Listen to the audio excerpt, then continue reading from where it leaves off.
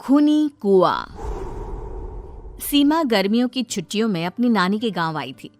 सीमा नानी के घर पहुंचने के बाद अपनी नानी के पैर छूती है और उनसे आशीर्वाद लेती है। तभी उसकी नानी उससे कहती है, इतनी बड़ी हो गई मेरी सीमा, चल जल्दी से हाथ मुंह धो ले, मैं तेरे लिए खाना लगा देती हूँ। भूख लगी होगी ना? हाँ नानी, भूख तो लग रही है मुझे, आपके हाथ के बने हुए पीले दाल और चावल खाने की। कितना टाइम हो गया है मुझे आपके हाथ का बना हुआ दाल चावल खाए हुए। तू तो नौकरी में व्यस्त थी, तो तुझे कहाँ से टाइम मिलेगा अपनी नानी के लिए? और जब इतने टाइम बाद आई है तो ज्यादा टाइम के लिए रुक कर जाएगी तू। हाँ नानी, इस बार पूरे 2 महीने के लिए आई हूँ। सीमा की नानी अंदर जाकर उसके लिए खाना बनाने लगती है। सीमा कमरे में अकेली होती है, तभी उसे किसी औरत के रोने की आवाज सुनाई देती है। वो कभी खिड़की से बाहर झांकती है तो कभी दरवाजे से बाहर झांकती है। उसे समझ में नहीं आ रहा होता है कि आखिर रो कौन रहा है। तभी नानी खाना लेकर आ जाती है।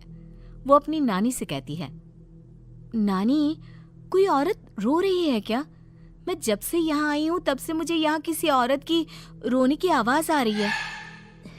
हे भगवान, कहीं ये वही तो नहीं? बोलो ना नानी। अरे कोई नहीं रो रहा, ये तेरे मन का वहम है। और तू ना अब खाना खा ले, ज्यादा यहाँ वहाँ की बातों में ध्यान मत दिया कर।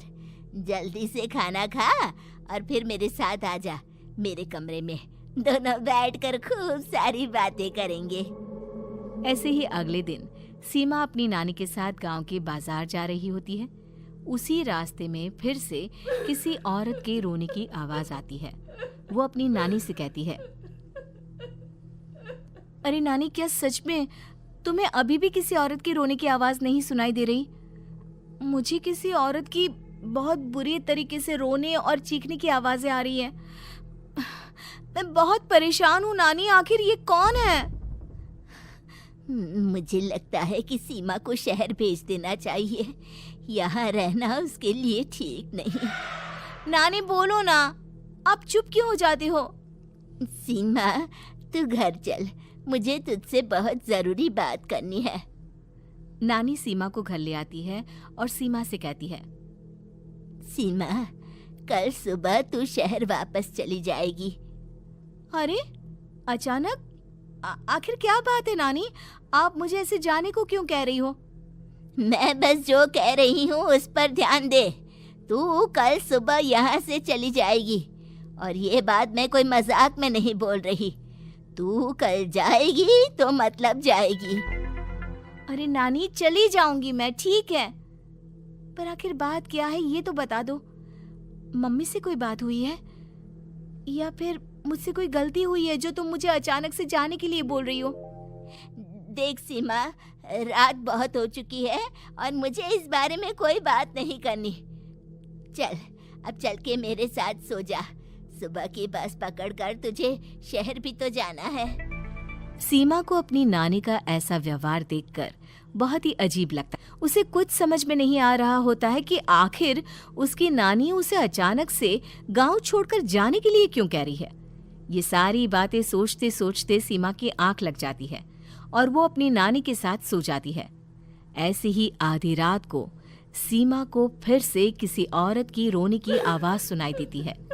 वो उस औरत की आवाज सुनकर बार बार करवटें बदल रही होती है और तभी उसे सपने में भी एक अजीब सी औरत की परछाई दिखाई देती है, जो इतना चीख चीख कर रो रही होती है कि सीमा डरकर उठ जाती है।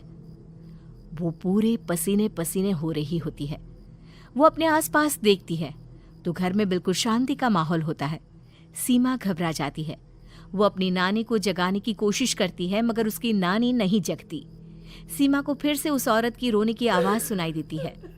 आखिरकार सीमा अपने आप को रोक नहीं पाती और वो घर का दरवाजा खोलकर बाहर निकलती है।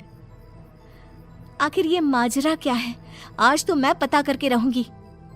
अब आवाज का पीछा करते हुए सीमा आधी रात को गांव के चौपाल के पास बने कुएं के पास पहुंच जाती है, जहां कुएं की चारों ओर बेड़ियां लगी होती हैं उन बेड़ियों में लगे हुए ताले के साथ एक लाल रंग का कपड़ा और माता रानी का कलावा बंधा होता है। उस कुएं में से सीमा को किसी के रोने की आवाज आती है। सीमा परेशान हो जाती है। इस कुएं में कौन है? कौन है यहाँ? सुनो, कौन है? कौन रो रहा है? वो चिल्ला चिल्ला कर पूछती है और साथ ही लोगों को जगाने की कोशिश करती है, मगर किसी को भी उसकी आवाज सुनाई नहीं देती।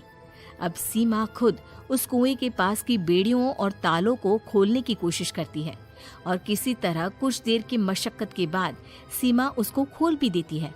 और जैसे ही वो कुआं खोलकर उसके अंदर झांकती है, सीमा उस कुएं में गिर जाती है। इतने में उसकी नानी की नींद भी खुल जाती है और सीमा को पास ना देखकर नानी परेशान हो जाती है। नानी घबराकर पूरे घर में उसे ढूंढने की कोशिश करती है, जिसके बाद उसकी नानी और सभी लोग उस खूनी कुएं के पास जाते हैं और सीमा की नानी कुएं के पास खड़ी होती है। सभी गांव वालों और सीमा की नानी को सीमा के चिल्लाने की आवाज आती है। बचाओ, कोई मुझे बचाओ। मेरी बच्ची, हम आ गए, हम तुझे बचा लेंगे। नानी, मुझे यहाँ बहुत डर लग रहा है। यहाँ इंसान की कटी हुई मुंडिया, हाथ, पैर और कंकाल है और खून भी है। नानी, मुझे डर लग रहा है। आप सब मेरी मदद कीजिए, नहीं तो ये खूनी कुआं मेरी बच्ची को भी खा जाएगा। अरे मुझे तो ये समझ में नहीं आ रहा कि आखिर इस खूनी कुएं को खोला किसने। सालों पहले इसको इतनी मुश्किलों के बाद तांत्रिक बाबा ने बंद किया था। अरे पूरा गांव खूनी कुएं के बारे में अच्छे से जानता है, तो कोई भी जानबूझकर तो ऐसा करेगा नहीं। मतलब किसी ने अनजाने में इसे खोल दिया है भैया। सीमा को इस बारे में मालूम नहीं था और जब से वो यहाँ आई थी तभी से उसे किसी औरत के रोने की आवाजें भी सुनाई दे रही थी। कहीं सीमा ने ही तो उसे नहीं खोला। अगर ऐसा है तो फिर सीमा का बचना बहुत मुश्किल है। वहीं कुएं के अंदर सीमा रोते हुए बैठी होती है कि उसे आवाज सुनाई देती है जो कुएं के बाहर खड़े गांव वालों में से किसी को सुनाई नहीं देता।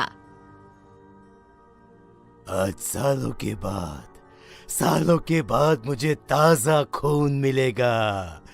तेरा खून पीकर आज मैं अपनी प्यास बुझाऊंगा।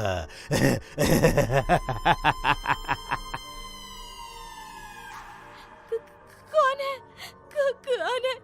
मत मारो प्लीज, मुझे जाने दो प्लीज। मैंने किसी का क्या बिगाड़ा है?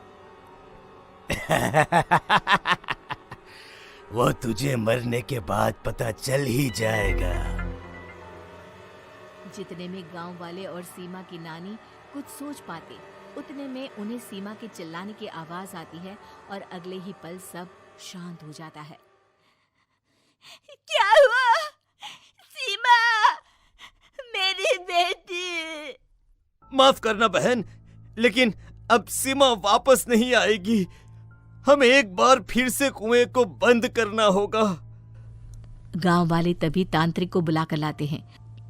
एक बार फिर अपनी शक्ति से तांत्रिक बाबा उस कुएं को हमेशा हमेशा के लिए बंद कर देते हैं और वहां एक बोर्ड लगा दिया जाता है कि यहाँ आना मना है।